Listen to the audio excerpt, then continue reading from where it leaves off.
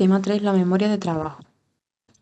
¿Qué es la memoria de trabajo? Pues la podemos definir como un sistema de memoria que tiene una capacidad limitada, cuyas funciones son tanto mantener temporalmente activa la información para su utilización en distintas actividades cognitivas, como regular esta utilización a través de unos procesos de control atencional y manipulación de información. De hecho, esta última característica es la que la distingue de la memoria a corto plazo. En un modelo clásico se decía que la memoria a corto plazo es un almacén pasivo que mantiene información con una capacidad limitada y una duración breve. Luego, en el modelo moderno, la memoria de trabajo se dice que es un sistema activo que va a mantener y manipular la información, que tiene varios componentes, incluyendo el control ejecutivo. Por ejemplo, la memoria de trabajo es la que habilita para su disponibilidad la información necesaria en tareas como resolver problemas, calcular o tomar decisiones. Aunque el concepto de memoria de trabajo se introdujo anteriormente, el que popularizó este término fue Baddeley. La memoria de trabajo nos va a permitir razonamiento, comprensión y aprendizaje. Las funciones ejecutivas. Como os ha dicho, una de las características principales de la memoria de trabajo es la de no ser un mero sistema de almacenaje, sino también que tiene un carácter de control. Por esto es importante introducir el concepto de las funciones ejecutivas. Estas funciones ejecutivas van a ser las habilidades cognitivas que se requieren para controlar y regular los pensamientos, emociones y acciones. Neurológicamente se han asociado con el lóbulo frontal. Las funciones ejecutivas se pueden dividir en tres tipos, de acuerdo con las habilidades cognitivas que permiten llevar a cabo. Funciones de control inhibitorio, funciones de la memoria del trabajo y funciones de flexibilidad cognitiva. Funciones de control inhibitorio, es decir, la habilidad de resistirse a hacer algo tentador con el fin de hacer lo correcto.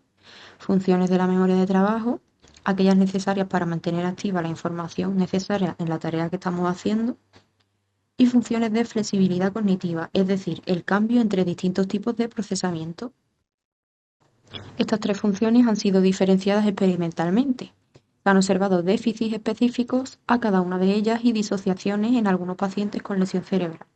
Esto es consecuencia de la naturaleza no unitaria del sistema ejecutivo. La división de la función ejecutiva la llevó a cabo Diamond. Estudios de funciones ejecutivas. Se evaluó el rendimiento de 137 participantes en las tres tareas funciones ejecutivas. Actualización de información, cambio entre diferentes tipos de procesamiento de estímulos y la inhibición de respuestas dominantes. Los resultados fueron que se encontró que existían correlaciones moderadas, pero hubo suficiente evidencia como para considerarlas separables. Otros estudios de los mismos autores mostraron que las tres funciones ejecutivas contribuyen de manera distinta al desempeño en varias tareas ejecutivas complejas, asociando el rendimiento en la prueba de clasificación de tarjetas de Wisconsin con la función de cambio o flexibilidad, el de la torre de Hanoi con la función de inhibición, una tarea de memoria del trabajo a la función de actualización y finalmente el obtenido en una tarea de generación aleatoria con las funciones tanto de actualización como de inhibición. ¿Qué es una tarea de generación aleatoria? Es un tipo de prueba en la que se le pide a una persona que genere una secuencia de respuestas lo más aleatoriamente posible, sin seguir unos patrones predecibles. Estas tareas se usan para evaluar funciones ejecutivas del cerebro, particularmente la flexibilidad cognitiva y la capacidad de inhibir respuestas automáticas o predecibles. Por ejemplo, pedirle a una persona que mencione números, letras o palabras de forma aleatoria, evitando seguir secuencias comunes o fáciles de predecir.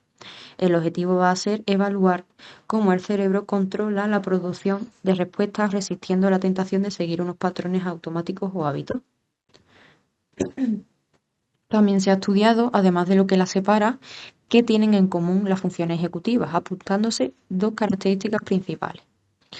Las tres funciones ejecutivas van a requerir de atención controlada o ejecutiva. ¿Para qué? Pues para mantener activa en la memoria de trabajo o en algunos casos suprimirla, información sobre el propósito de la tarea actual y otra información relevante. La atención ejecutiva es particularmente importante cuando la interferencia conduce a tendencias de respuesta que entran en conflicto con la tarea en cuestión. Las tres funciones ejecutivas requieren la implementación de procesos de inhibición, que constituyen un componente básico de la memoria de trabajo y del proceso del control ejecutivo. Modelos de la memoria de trabajo. El modelo de Atkinson y Shiffrin es el modelo modal o de múltiples almacenes.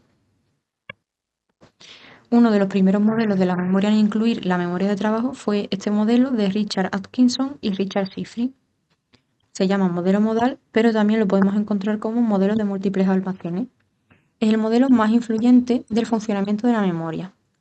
Este modelo, el modelo modal, propone que la memoria humana está compuesta por tres componentes principales: el almacén sensorial, la memoria a corto plazo y la memoria a largo plazo. El almacén sensorial, la memoria a corto plazo y a largo.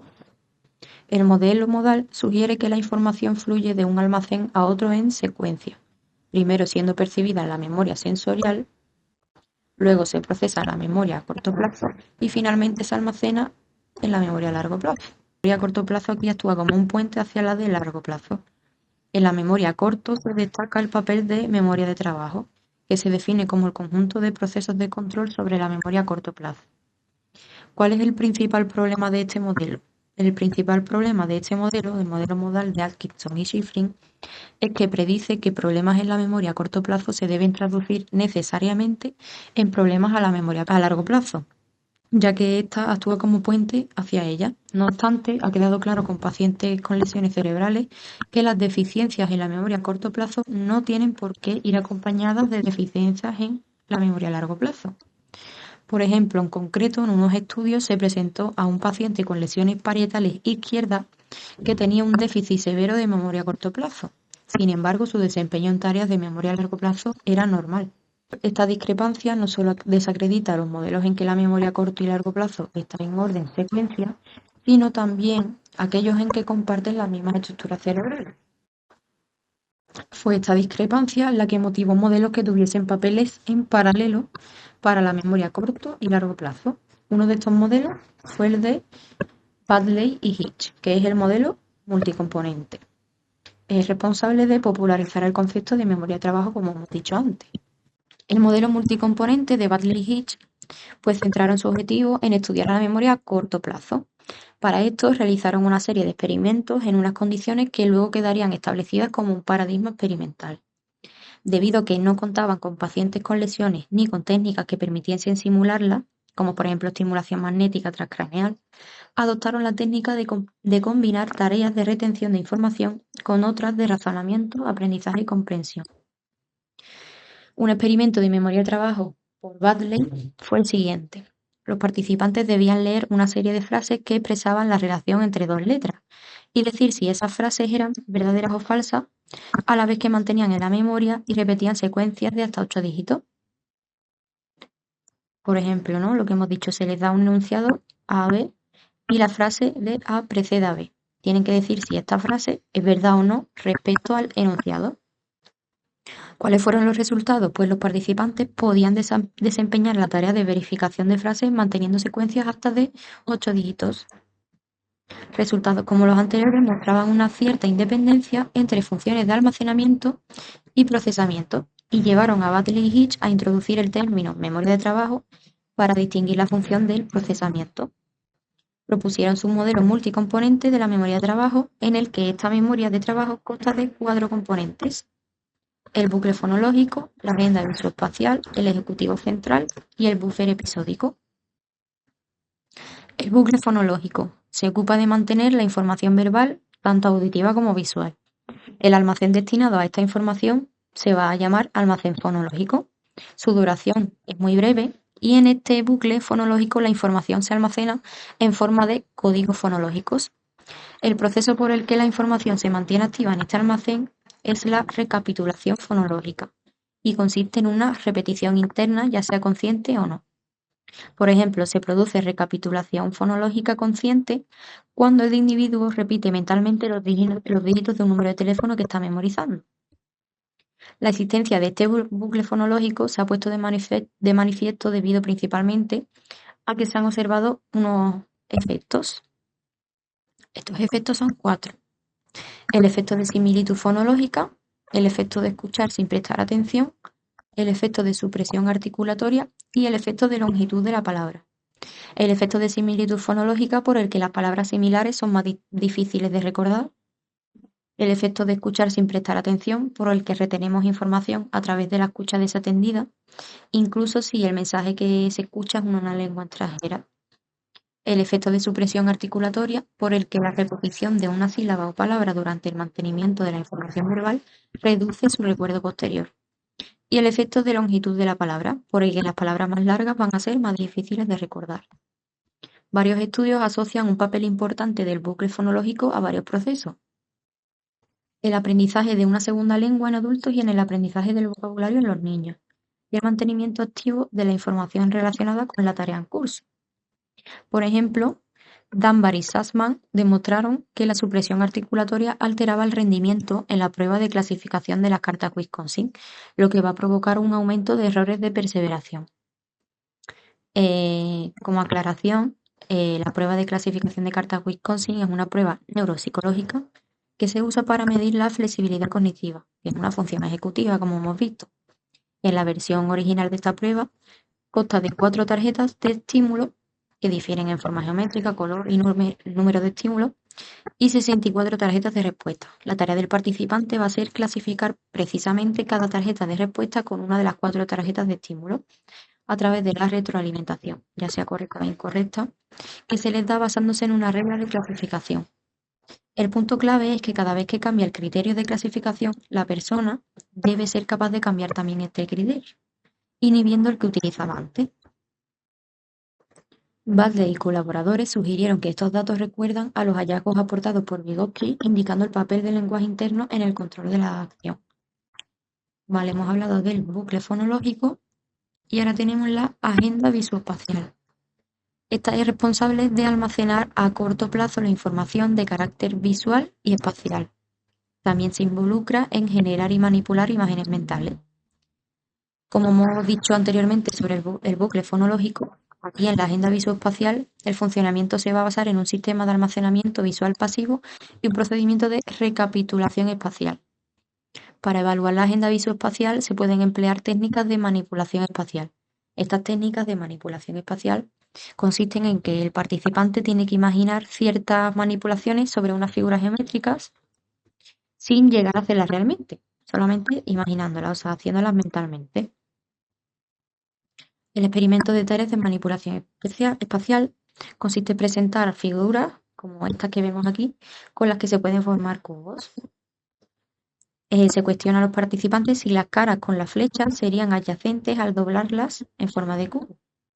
¿Cuál fue el resultado? Pues que el tiempo que tardaban en lograr la solución tenía una relación con el número de pliegues que sería necesario realizar. A diferencia de lo que ocurre con el bucle fonológico, se ha desarrollado muy poca investigación interesada en saber para qué sirve la agenda visoespacial. O sea que hay mucha más información e investigación sobre el bucle fonológico que sobre la agenda visoespacial. Luego tenemos el ejecutivo central, que es el componente que caracteriza diferencias de memoria de trabajo respecto a la definición más tradicional de la memoria a corto plazo, en la que es vista como un mero almacén.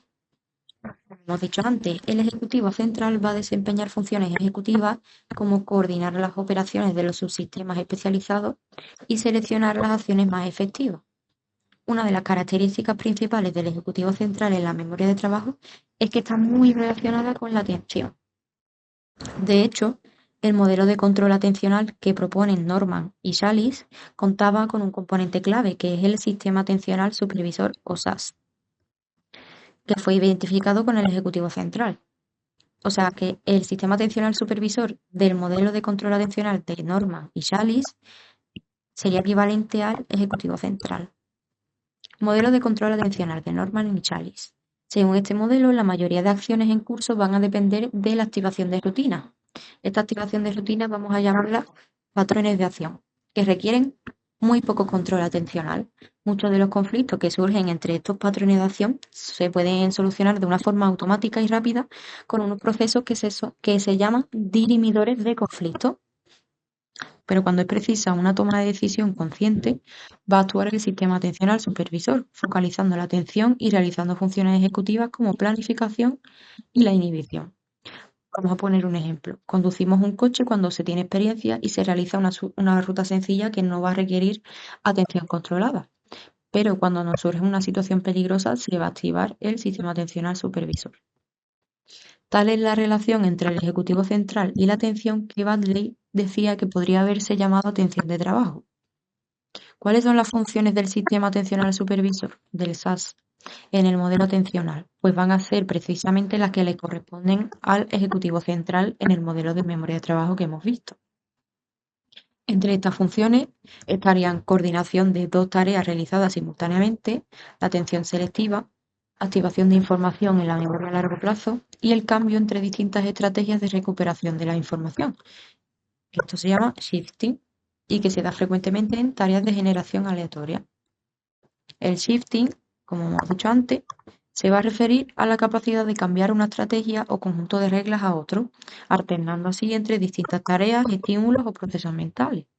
Esta habilidad de shifting es fundamental para la flexibilidad cognitiva, porque nos va a permitir adaptarnos a nuevas situaciones o modificar el comportamiento en respuesta a los cambios del entorno. Finalmente, el Ejecutivo Central también va a cumplir un papel en la función de cambio evaluada mediante una tarea en la que los sujetos tenían que pasar regularmente de una condición de suma a una de resta.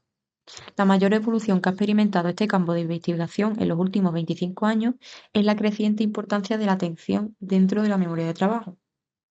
Y vamos ahora con el último componente, que sería el buffer episódico.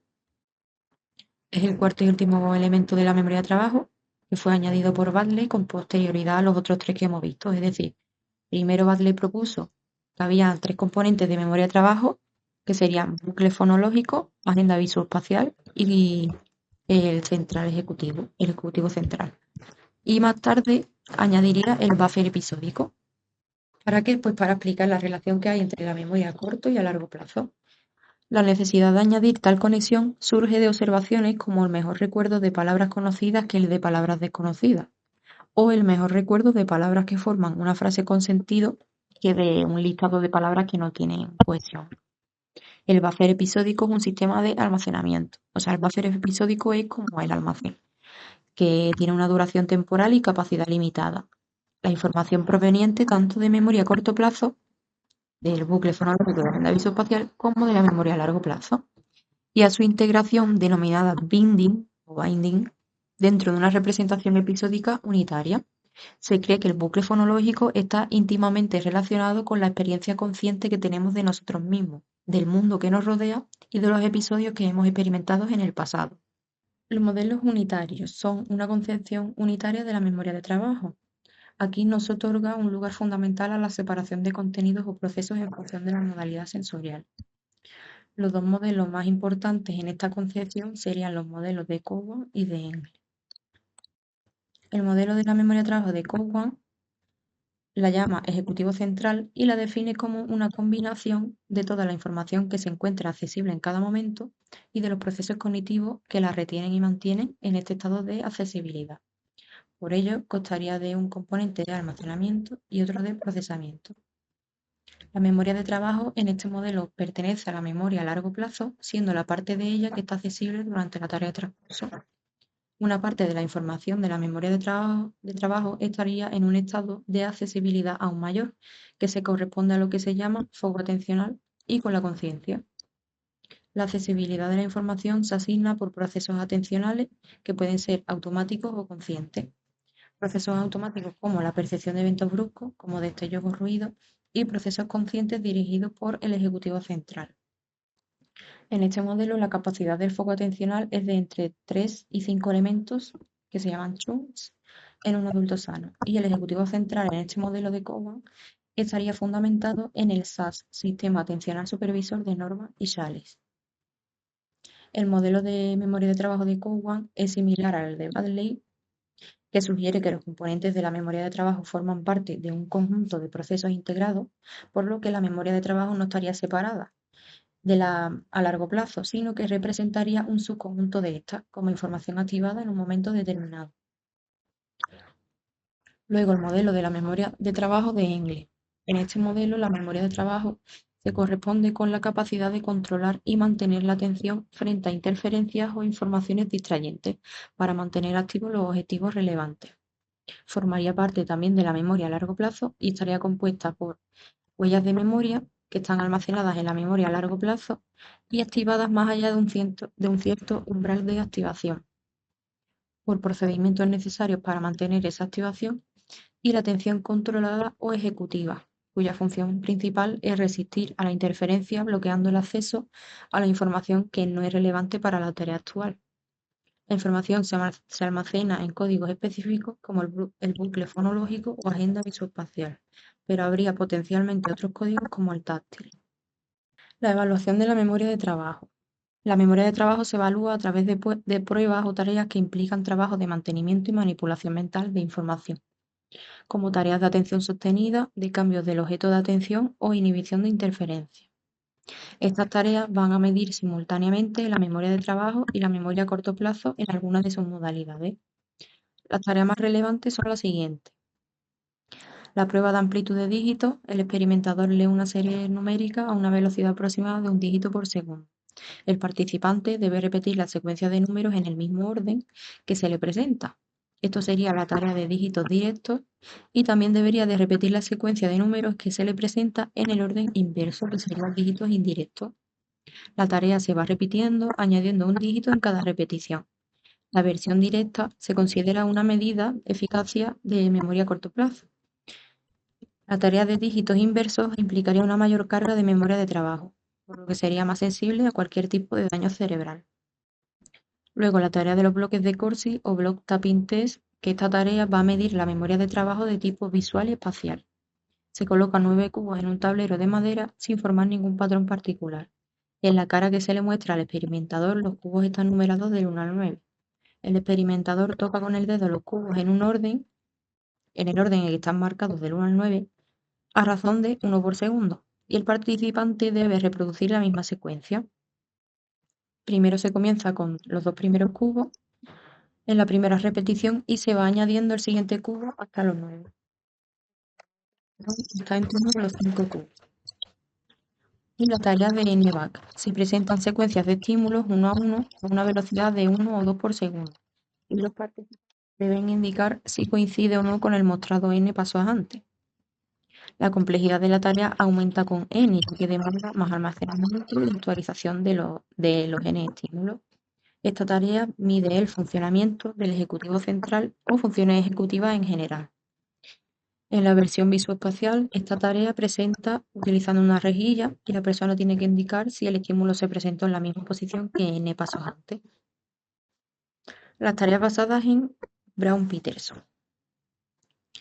Las tareas de Brown-Peterson en el manual se explican en la introducción porque no entra dentro de tareas de la memoria de trabajo como tal. ¿Por qué? Porque estas son un antecedente a estas. Tareas basadas en tareas de Brown-Peterson. Estas presentan varios trigramas verbal, auditivo o visualmente, que los participantes deben memorizar. Después de la presentación, los participantes realizan una tarea distractora y tras esta tienen que tratar de recordar los trigramas. Cuando los trigramas son presentados auditivamente y se componen de consonantes, la tarea se va a llamar desde trigramas consonánticos auditivos.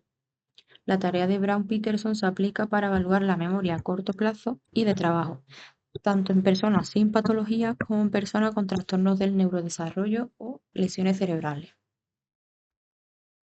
Las diferencias individuales en la memoria de trabajo y posibles beneficios del entrenamiento.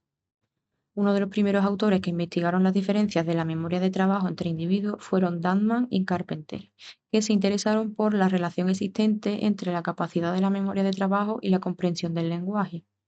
Para esto diseñan una tarea en la que las personas tienen que leer en alto una secuencia de frases mientras recordaban la última palabra de cada frase. La idea subyacente a la tarea era lo que define a la memoria de trabajo, que es la combinación de mantenimiento y procesamiento de la información. En esta tarea, la amplitud fue generalmente de 2 a 4 frases y las autoras demostraron que el rendimiento podía predecir la capacidad de comprensión lector. En otro estudio, pidieron a los participantes que repitieran una secuencia de dígitos presentados en uno de los oídos, mientras ignoraban el mensaje presentado en el otro oído. Sin que los participantes lo supieran, su nombre aparecía en la secuencia que tenían que ignorar. Los resultados mostraron que los participantes con amplitud de memoria más baja habían detectado su nombre con más probabilidad, a pesar de las instrucciones de ignorar la secuencia, probablemente porque no lograban ignorar el material irrelevante.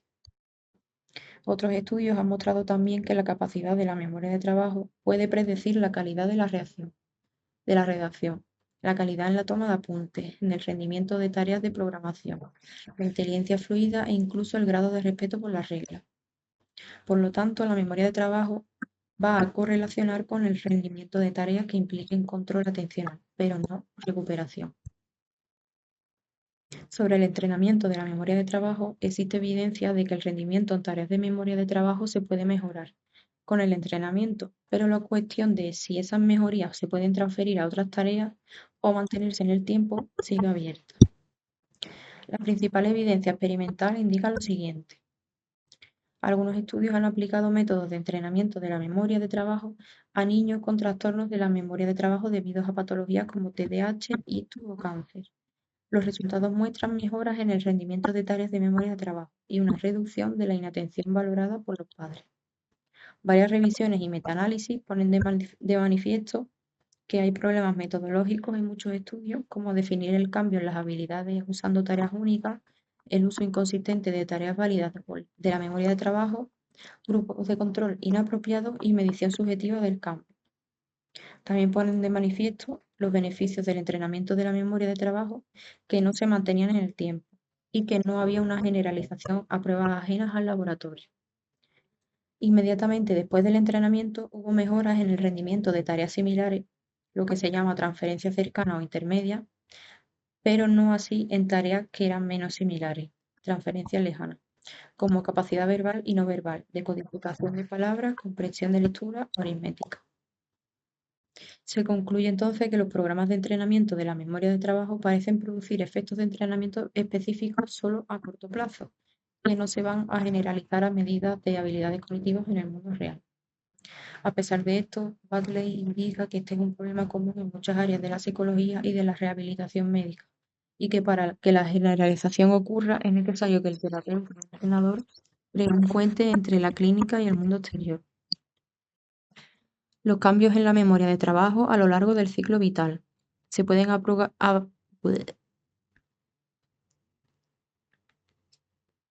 Los cambios en la memoria de trabajo se pueden agrupar en dos categorías. Por un lado, los cambios en la velocidad de los procesos de control y por otro lado, los cambios en la capacidad de almacenamiento. Respecto a los primeros, a los cambios en la velocidad de procesos de control, se sabe que los tiempos de reacción cognitiva cambian con la edad, son más breves durante las etapas de desarrollo cognitivo y más largos en la vejez, y son indicadores de otras habilidades cognitivas. Estudios sobre la velocidad de la memoria de trabajo a lo largo del ciclo vital. En uno de los primeros estudios, investigando el bucle fonológico en niños de 8, 10 y 12 años, se mostró que la cantidad de palabras que los niños podían retener estaba relacionada con la rapidez de lectura o velocidad articulatoria, medida como la velocidad a la que se leían listas de palabras. También se observó que la cantidad de palabras que podían mantenerse en la memoria de trabajo estaba relacionada con la velocidad de repetición. Se mostró un incremento de la fuerza de la relación entre el aumento de la velocidad articulatoria y la amplitud de la memoria verbal en niños, y que el enlentecimiento en la tasa de articulación de personas mayores contribuye a producir una reducción de la amplitud de memoria o capacidad de almacenamiento. Por otro lado, hay también evidencia de que la capacidad de la memoria de trabajo mejora con la edad, independientemente de la mejora en otros factores como velocidad de procesamiento o la capacidad para filtrar información. Estudios sobre la capacidad de la memoria de trabajo a lo largo del ciclo vital.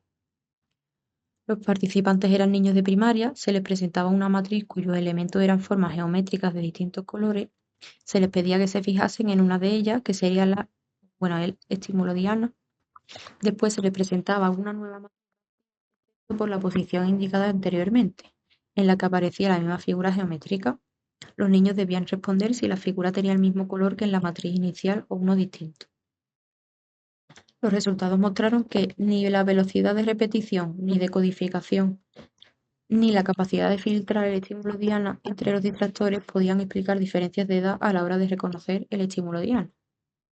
Por otra parte, la investigación ha puesto de manifiesto que los procesos que parecen ser más sensibles al paso del tiempo van a ser el ejecutivo central, más que los que dependen de la velocidad de recapitulación articulatoria o un mero almacenamiento.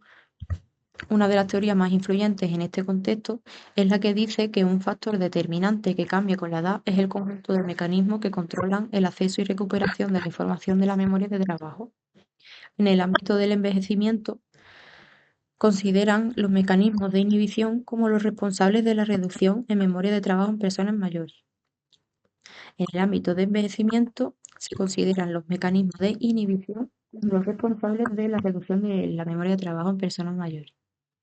La idea inicial era que a medida que envejecemos vamos perdiendo la capacidad de seleccionar o filtrar o inhibir información relevante y por lo tanto vamos a sobresaturar la memoria de trabajo con informaciones irrelevantes, dando así lugar a una situación de interferencia excesiva y funcionalmente se reduce nuestra capacidad de la memoria de trabajo.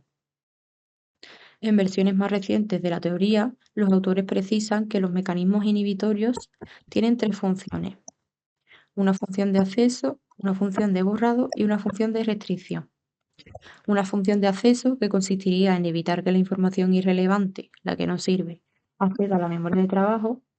La importancia de esta función de acceso se pone de manifiesto ante dificultades de las personas mayores cuando se introduce información distractora de las tareas. La función de borrado, definida como la capacidad de borrar información que ya no es relevante, también juega un papel fundamental en la variabilidad de la capacidad de la memoria de trabajo. Y la función de restricción, que hace referencia al mecanismo que controla las respuestas dominantes. Esta función de restricción sería la encargada de prevenir la producción de respuestas dominantes que no son apropiadas para la tarea.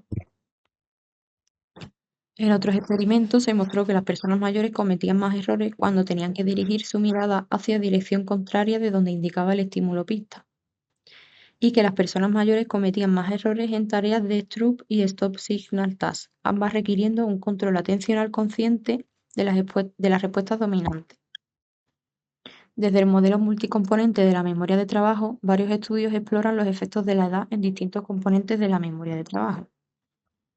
Estudios sobre el bucle fonológico son estudios del efecto del habla no atendida o irrelevant speech. Muestran que este tampoco tiene diferencia con la edad.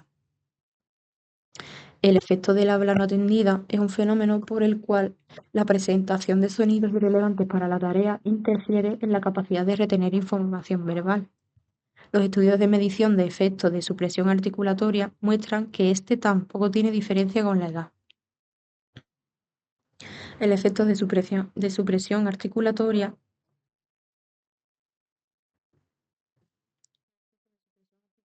es el impedimento del repaso subvocal de la información verbal mediante la repetición constante de un material en voz alta. Por ejemplo, este efecto se consigue pidiendo al participante que repita una sílaba mientras lee presentada la información. Esto consigue que no repase internamente la información que le es presentada. La conclusión es que en el bucle fonológico no se encuentran grandes diferencias debidas a la edad, salvo las propias del decaimiento de la velocidad de procesamiento durante el envejecimiento. Estudios facial. Se ha encontrado que las personas mayores presentan mayor deterioro cuando las tareas de amplitud de memoria son espaciales que cuando son verbales. Estudios sobre el ejecutivo central. Los efectos más importantes de la edad se manifiestan en el ejecutivo central. Se comparó el rendimiento de un grupo de personas mayores y jóvenes en tareas que se suponían dependientes del SAS o del ejecutivo central. Los resultados mostraron que las personas mayores cometían más errores. Se observaron diferencias relacionadas con la edad en una tarea de actualización de la memoria de trabajo, en la que jóvenes y mayores tenían que observar series de consonantes y luego recordar en orden los 6 elementos recientes. Confirmaron la existencia de diferencias significativas en el proceso de actualización asociadas al envejecimiento. Además, mediante el análisis de los errores, demostraron que las personas mayores cometían más errores de intrusión, lo que era compatible con una dificultad para controlar las interferencias de los ítems que había que inhibir. Se evaluó el rendimiento de 5 grupos de participantes con edades de entre 30 a 70 años. autores encontraron solo pequeñas diferencias en las tareas de amplitud de dígitos directos e inversos, y la edad no predice rendimiento en esta tarea.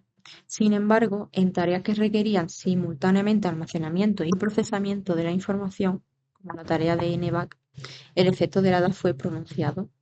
Entonces se concluyó que el envejecimiento es más perjudicial para los componentes de procesamiento ejecutivos que para los componentes responsables del simple almacenamiento.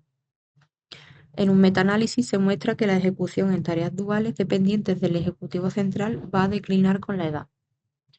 Conclusión: estos resultados aportan evidencia empírica a favor de la hipótesis del declive ejecutivo asociado al envejecimiento, en concreto en la actualización y la inhibición. El declive es más pronunciado que en el de otras estructuras. Trastornos que afectan a la memoria de trabajo. La memoria de trabajo es muy sensible a cualquier deterioro cerebral. En concreto, pueden observarse déficits en el rendimiento en tareas de MT en trastornos del neurodesarrollo como dislexia TDA, trastornos neuropsicológicos como el traumatismo craneoencefálico o un icto y en enfermedades neurodegenerativas como la enfermedad del Alzheimer, demencia frontotemporal. Estudios sobre el TDAH. Los niños con TDAH pueden exhibir déficits importantes de memoria de trabajo, y estos déficits son especialmente marcados cuando las demandas ejecutivas son exigentes. En otro estudio administraron a niños múltiples pruebas de MT para evaluar el ejecutivo central, memoria fonológica y memoria visoespacial. Los resultados mostraron que el TDAH se asociaba con deficiencias de gran magnitud en el ejecutivo central. Estas deficiencias correlacionaron positivamente con la falta de atención e hiperactividad o impulsividad de los niños con TDAH. También hubo evidencias de un deterioro único, aunque significativamente más pequeño, en la memoria visoespacial. Sin embargo, no hubo evidencia que vinculara el TDA con los déficits fonológicos. Las conclusiones son que estos hallazgos proporcionan una fuerte evidencia de que el TDAH está asociado con marcados déficits del ejecutivo central de la memoria de trabajo y que covarían con su presentación de síntomas conductuales en todos los entornos. Estudios sobre la dislexia. Las deficiencias en la memoria de trabajo también son una de las principales características definitorias de la dislexia, definida como una dificultad para percibir, comprender y reproducir símbolos de la lengua escrita. Dentro de los distintos perfiles de dislexia puede haber distintas afectaciones en la memoria de trabajo. La dislexia produce también problemas en el bucle fonológico, en concreto en una menor velocidad o fluidez articulatoria, lo que va a limitar la rapidez de lectura y la comprensión. Mostraron que los niños con dislexia presentaban peores habilidades para coordinar dos tareas cognitivas, incluso sin deficiencias en la memoria a corto plazo, revelando que los problemas de la memoria de trabajo reportados representan un déficit del ejecutivo central. A diferencia del dominio verbal, los disléxicos típicamente no muestran deterioro en las habilidades visoespaciales de la memoria de trabajo. El TDAH y la dislexia son trastornos del neurodesarrollo. También podemos observar dificultades de MT en adultos con daño cerebral adquirido, por ejemplo, los traumatismos craneoencefálicos por accidentes de tráfico, donde el daño suele ser frontal, se acompañan de dificultades de MT, especialmente atribuidas a un trastorno ejecutivo. Al nivel de enfermedades neurodegenerativas, como la enfermedad del Alzheimer, también se observan reducciones de MT similar. Estudios sobre el Alzheimer. Exploraron la hipótesis de que los pacientes que padecían demencia de tipo Alzheimer están particularmente deteriorados en el funcionamiento del ejecutivo central. Mostraron que, cuando se requiere que realicen dos tareas concurrentes simultáneamente, estos se ven particularmente afectados incluso cuando el nivel de desempeño en las tareas individuales se equipara con el de los controles de la misma edad. Replicaron los resultados longitudinalmente, confirmando que el deterioro progresivo en el desempeño que muestran pacientes con EA es una función de si se requiere el desempeño de una tarea simple o doble y no tanto de la dificultad de la tarea simple. En el bucle fonológico se han demostrado efectos de similitud fonológica y de longitud de palabra normales en estos pacientes, sugiriendo así que el bucle fonológico va a funcionar con normalidad y descartando la posibilidad de que un déficit de este componente contribuya al déficit de MT en estos pacientes. Neurociencia cognitiva de la memoria de trabajo. Se ven finalmente los principales hallazgos en referencia a los sustratos neurales de la memoria de trabajo. En primer lugar, existe evidencia experimental de que los tres componentes principales de la MT, bucle fonológico, agenda visoespacial y ejecutiva central, son estructuras o sistemas cerebrales independientes.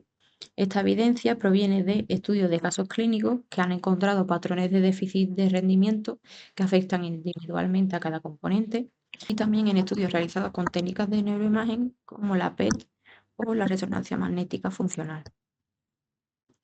Regiones cerebrales involucradas en la memoria de trabajo. El bucle fonológico principalmente se ha identificado con dos regiones: lóbulos parietal y temporal del hemisferio izquierdo, que es responsable del almacenamiento fonológico, y otra en el área de Broca, relacionado con el repaso subvocal. Bucle fonológico, principalmente con una región entre lóbulos parietal y temporal y área de Broca. Agenda visoespacial. Hay una evidencia de la lateralización izquierda cuando se trata de identificar un objeto y derecha cuando se trata de identificar una localización espacial. Además, aparece mayor laterización derecha cuando se exigen funciones ejecutivas en tareas espaciales, lo que sugiere que la lateralización de la memoria de trabajo especial puede depender del nivel de exigencia ejecutiva o de la dificultad en la tarea. Ejecutivo central. Principalmente se asocia al córtex prefrontal, que es responsable de mantener las reglas y contingencias de la tarea presente. Dentro del córtex prefrontal se ha asociado al ejecutivo central. En resumen, el bucle fonológico está sostenido por áreas izquierdas y la agenda visoespacial parece estar menos lateralizada, aunque en algunas ocasiones activa más las áreas derechas. Por otra parte, el lóbulo prefrontal se considera como la sede del ejecutivo central, aunque investigaciones posteriores han demostrado que la visión en redes neurales más difusas representa mejor lo que sería el sustrato neural del componente ejecutivo de la memoria de trabajo.